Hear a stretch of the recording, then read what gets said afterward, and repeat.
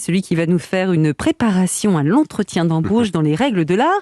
Bonjour Charlie Clark. Bonjour. Alors vous êtes président de Wiscom et vous étiez venu l'an dernier dans l'émission. Je rappelle que vous êtes un expert en stratégie orale et prise de parole en public.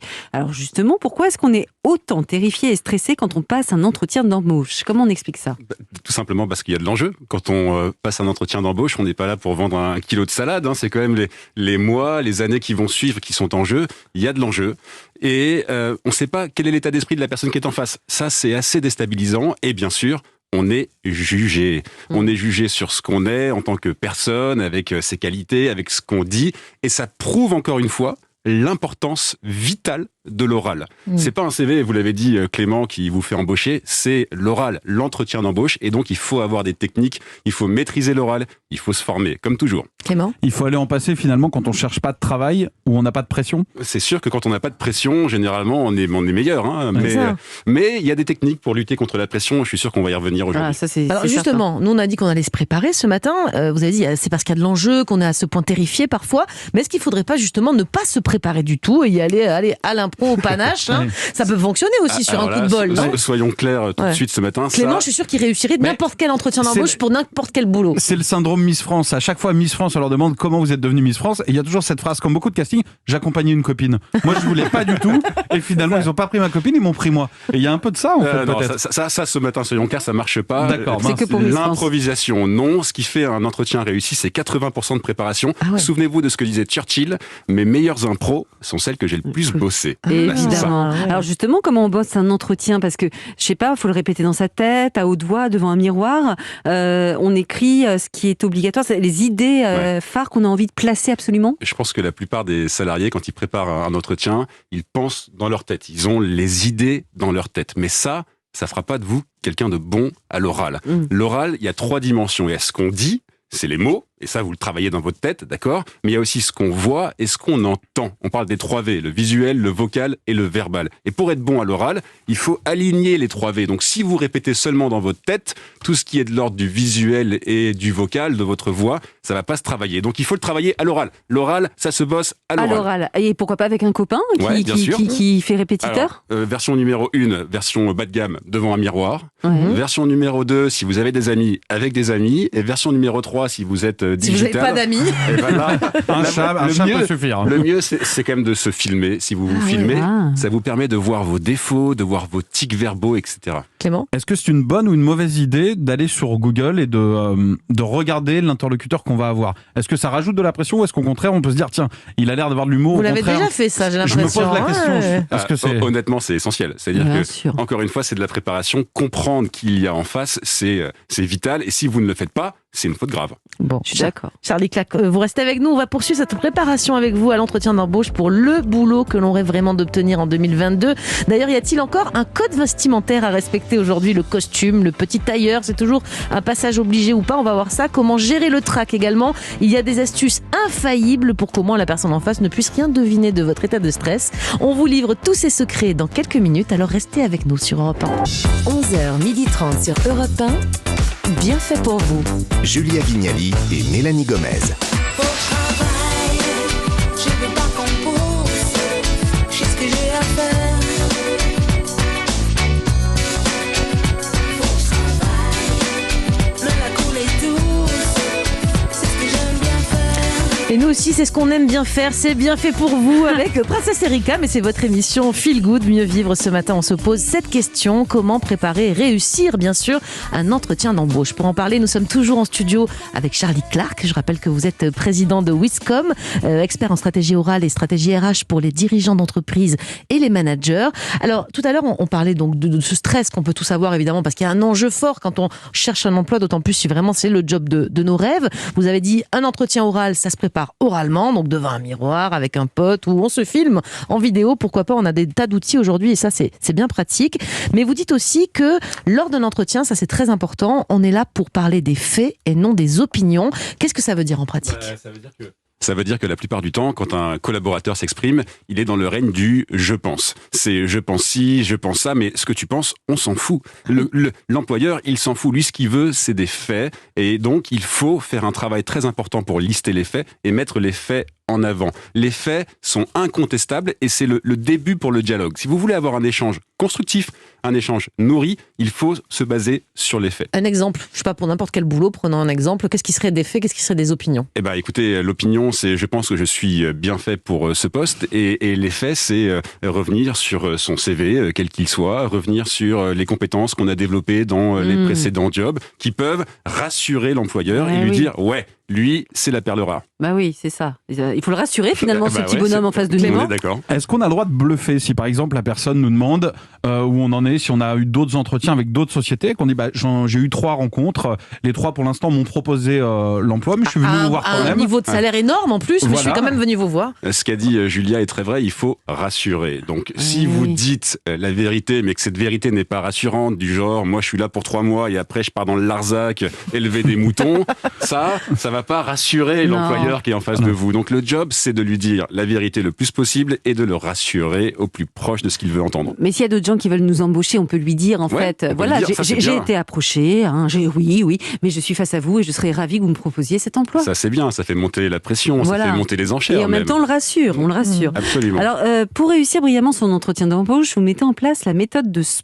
Ouais. C'est quoi ça? Alors, c'est pas une méthode pour perdre du poids, même si on est en début d'année. On y viendra en fin d'émission, ne vous inquiétez pas.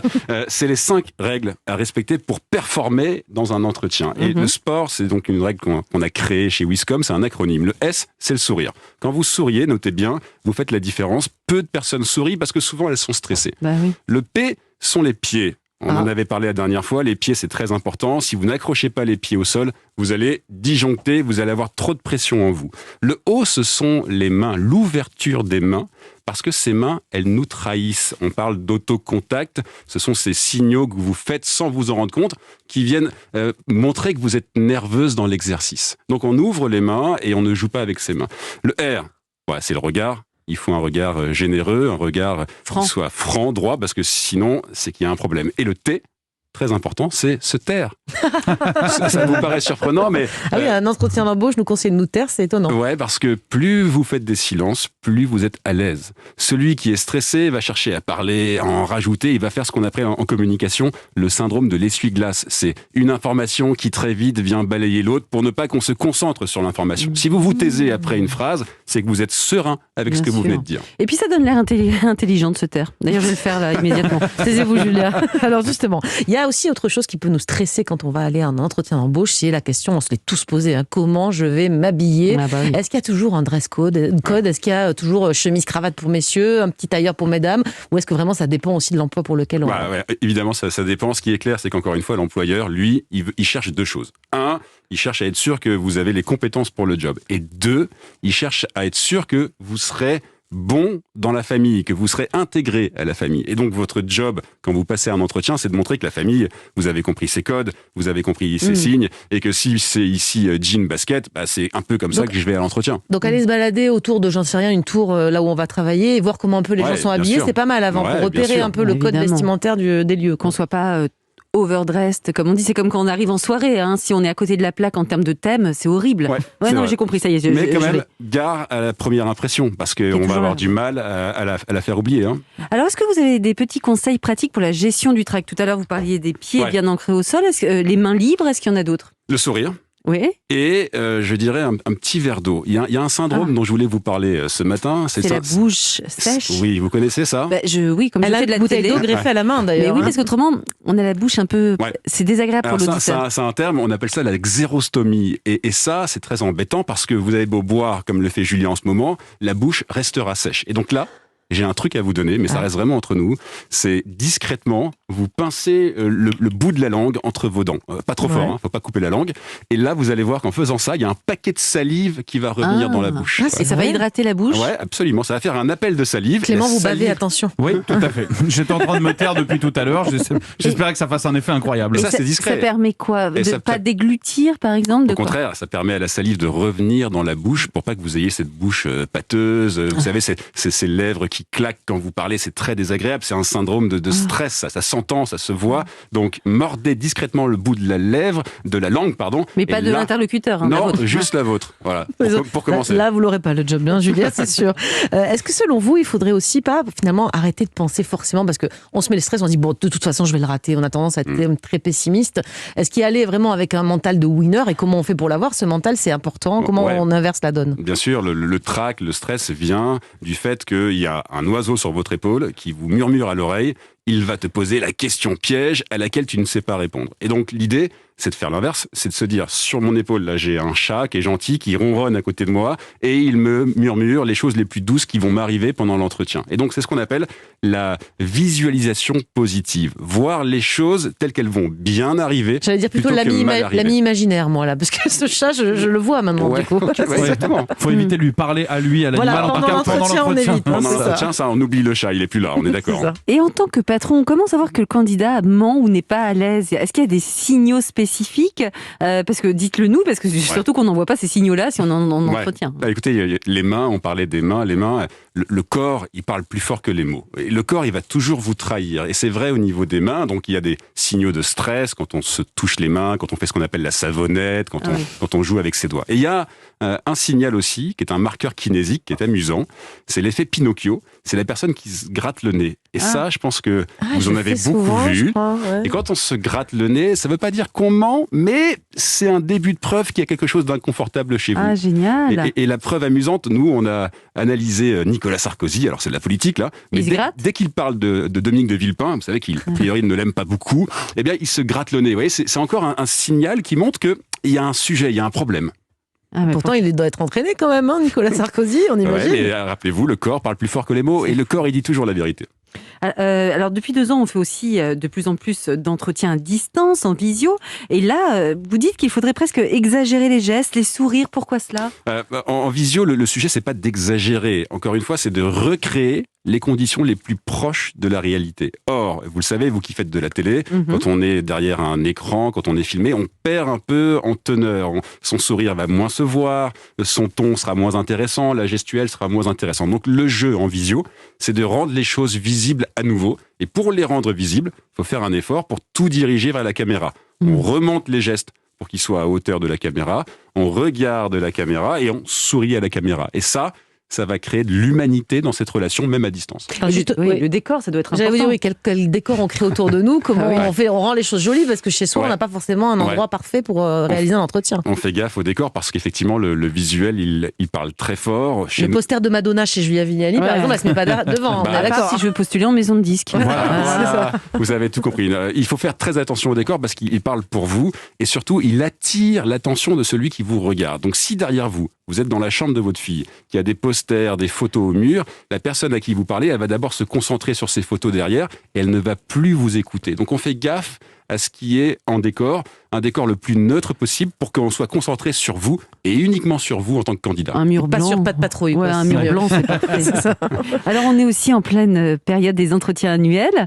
Ça me... Là, c'est pour ceux qui ont déjà un job, hein, Ouais, mais qui c'est veulent maintenant, Mélanie, progresser, faut qu'on se changer les prépare. choses. Ouais. Alors déjà, quel est l'intérêt de ces entretiens? Et j'imagine que c'est aussi un truc qui se prépare. Ouais, ça, forcément. ça se prépare des deux côtés. Là, on parle beaucoup des salariés, mais ceux qui font passer les entretiens, les managers, les patrons, ils doivent aussi préparer. Donc, nous, on a fait une étude pour analyser l'importance de l'oral dans l'entreprise. Et on a remarqué que la parole du dirigeant, elle pèse pour 70% des salariés de façon très importante dans leur degré de motivation, leur degré d'implication et leur envie de se dépasser pour l'entreprise. Et donc, l'entretien annuel, c'est aussi une occasion pour le dirigeant de remotiver le collaborateur, de lui remontrer l'importance qu'il a dans le système entreprise pour qu'il soit encore plus performant et qu'il y ait encore plus de rentabilité, etc. Donc c'est un moment crucial et pour le salarié, mais aussi pour le patron. Pour le salarié, c'est quoi l'enjeu principal? C'est de demander du pognon? Mais évidemment. Ça, c'est vrai, évidemment, c'est un des sujets, mais ce n'est pas que le seul sujet, c'est aussi valoriser son travail, montrer encore une fois ce qu'on a fait, et puis faire un plan de carrière. Je pense que ça, c'est important, c'est de se dire, là, on fait le point sur l'année passée, et l'année suivante, qu'est-ce que je veux aussi, quelles sont les missions que je d'accord. voudrais qu'on me confie, pour pouvoir progresser. Parce que le salaire, c'est une chose, mais la construction de sa carrière, c'en est une C'est autre. important. C'est comme un conseiller d'orientation. C'est le moment de l'utiliser comme Oui. ça, son patron. D'accord. Et c'est aussi justement le moment où on demande l'augmentation de salaire. Vous venez d'en parler. C'est quoi la méthode pour l'obtenir? Alors là, La phrase choc. je vais vous La surprendre. phrase choc, on la veut. Oui. Je vais vous surprendre, mais Faut pas la demander? si, on peut la demander. La meilleure méthode, c'est de ne pas parler de soi. Et ça vous surprend quand je vous dis ça, Ah. parce qu'évidemment, on est là pour parler de soi. Je veux pas parler du salaire de mon voisin, je veux Non. parler du mien. Il faut parler de soi, mais il faut montrer l'intérêt pour l'entreprise et pour le patron de cette augmentation de salaire. Si vous dites juste, moi, je veux 1000 euros en plus chaque année, ça va pas beaucoup intéresser votre employeur. En revanche, si vous lui expliquez que cette augmentation de 1000 euros, Va être assorti d'un travail supplémentaire. oui, madame, elle va vous remotiver, elle va vous permettre de vous réengager dans un nouveau projet que l'entreprise vous confie, que du coup, pour l'entreprise, ça aura tel et tel bénéfice. Là, ça va devenir intéressant. Ça, c'est un exercice clé en communication. Quand vous parlez de vous, montrez les bénéfices de ce que vous dites pour celui qui est en face. C'est génial. Merci Charlie Clark. J'y vais, je reviens. Je vais voir notre patronne. Surtout, vous restez avec nous, on va continuer à parler un peu d'argent d'ailleurs. Comment aborder au mieux cette question lors d'un entretien d'embauche et puis comment repérer aussi les pièges éventuellement tendus par un recruteur. On va répondre à toutes ces questions et puis aussi à celles que vous nous avez envoyées. D'ailleurs, je rappelle, vous pouvez encore nous laisser des messages au 39 21, le répondeur d'Europe 1 ou encore sur nos réseaux sociaux, par exemple sur le compte Instagram de l'émission. À tout de suite. Vous écoutez Europe 1 et c'est bien fait pour vous. Soyez les bienvenus si vous nous rejoignez. On tente ce matin de bien préparer ensemble notre futur entretien d'embauche. Alors bien le préparer pour le décrocher, ce nouveau boulot. Et notre coach pour y arriver aujourd'hui, c'est vous, Charlie Clark. Vous êtes président de Wiscom, expert en stratégie orale et stratégie RH pour les dirigeants d'entreprise et les managers. Alors moi j'ai l'impression que pour les entretiens d'embauche, il y a quand même un peu deux sortes de gens, ceux qui les réussissent à chaque fois et puis ceux qui galèrent parce que justement trop de stress, qui perdent leurs moyens. Alors dans ce deuxième cas de figure, qu'est-ce qui pêche le plus souvent? Est-ce que vous pouvez nous faire, je sais pas moi, le top 3 des erreurs d'entretien les plus fréquentes? La première erreur, c'est de ne pas préparer. Ça, c'est certain. Si vous préparez pas, vous serez pas efficace. La deuxième erreur, c'est de parler que de soi. C'est d'être que orienté vers soi et ne pas être orienté vers les bénéfices pour l'entreprise. Et peut-être la troisième erreur, c'est de ne pas surveiller son corps parce que un entretien, c'est ce qu'on dit, mais c'est aussi ce qu'on voit de vous. Et ça joue beaucoup. Et donc, la troisième erreur, c'est de ne pas se former à ces techniques-là de maîtrise du corps et de la prise de parole. Alors, on a dit qu'on allait répondre à quelques-unes des questions de nos auditeurs. On vient de recevoir celle-ci d'Amélie Fitour sur Facebook qui nous demande petite question, lorsqu'on a des problèmes de santé, doit-on en informer le futur employeur? Qu'en pensez-vous? Alors ça, c'est une question juridique. A priori, je ne crois pas. C'est pas obligatoire. Ça dépend si ça va nuire évidemment à votre organisation du travail. Je pense qu'il faut être clair aussi avec l'employeur sur l'organisation du travail. Mais si vous avez un problème de santé qui ne concerne pas l'entreprise, je ne crois pas que vous ayez besoin de le faire. Non, bon, si on est enceinte de 1 mois et demi, on le dit ou pas? Vraie question. Joker. Ok. Alors une autre question nous vient de Sonia sur Facebook qui nous demande est-ce qu'il faut vraiment négocier le salaire lors du premier entretien d'embauche? Je sais que je vais avoir un deuxième tour avec un recruteur et le premier salaire qu'il m'a proposé est vraiment très en dessous de mes attentes, même si le job me tente. Est-ce qu'elle peut revenir sur ses prétentions salariales et être vraiment très franche? Ça, c'est la même question que si on vous demandait si vous couchez dès le premier soir. Ah. La réponse c'est non. A priori, Ah bon? il faut créer d'abord le désir chez l'autre. Ah, c'est ça, vous allez me Mélanie. trouver très puritain, mais il faut d'abord créer le désir chez l'autre. Et une fois que vous avez suscité l'attention, suscité l'envie chez l'autre, là, effectivement, au deuxième entretien, vous allez rentrer dans ce sujet de la négociation, du salaire, du package. Et alors même la première fois, si on a fait semblant que le salaire convenait, on peut y retourner en disant finalement... J'ai bien réfléchi. Bien sûr, ouais, bien ouais. sûr. Encore une fois, rien n'est figé. Je pense que on est souvent trop arrêté dans l'exercice. Tout est possible. C'est une conversation entre deux personnes, un entretien d'embauche, un entretien annuel. Donc tout est possible dans une conversation. Mais est-ce qu'on a le droit de dire, moi je désire, je dis n'importe quoi. Admettons, on m'a proposé 20 000 euros et moi j'en veux 30 000. Je donne vraiment des chiffres au hasard. Est-ce qu'on doit parler d'un chiffre précis ou est-ce qu'on dit, voilà, est-ce que vous pouvez faire juste un petit effort? Enfin, quelle est la meilleure On façon parle de de procéder? pourcentage? Je pense que d'abord, il faut se renseigner sur le marché. C'est-à-dire qu'il ne faut pas venir avec des chiffres qui sont aberrants et qui n'ont rien à voir avec la réalité du poste. Si vous estimez que le chiffre que vous annoncez, il est réel avec vos compétences, votre expérience et la réalité du marché, alors il faut y aller. Moi, il y a un truc qui marche bien, je trouve, c'est que l'employeur parle d'abord, qui donne le premier chiffre. On est d'accord, il faut jamais soi donner un premier chiffre. Qu'est-ce que vous en pensez? Ça c'est sûr qu'en communication, celui qui parle le premier, il est un peu perdant. C'est ça. On a une question là pour le coup au 3921, notre répondeur, une question de Soraya, on l'écoute. Bonjour Mélanie, bonjour Julien, je suis en train d'écouter votre émission et ça tombe bien parce que je suis en pleine recherche d'emploi en ce moment et donc j'enchaîne les entretiens. Mais quand on me demande vous vous voyez où dans 5 ou 10 ans, écoutez, je vous mens pas que je ne sais jamais quoi répondre à cette question. Vous auriez un conseil pour moi s'il vous plaît? Merci à vous, au revoir.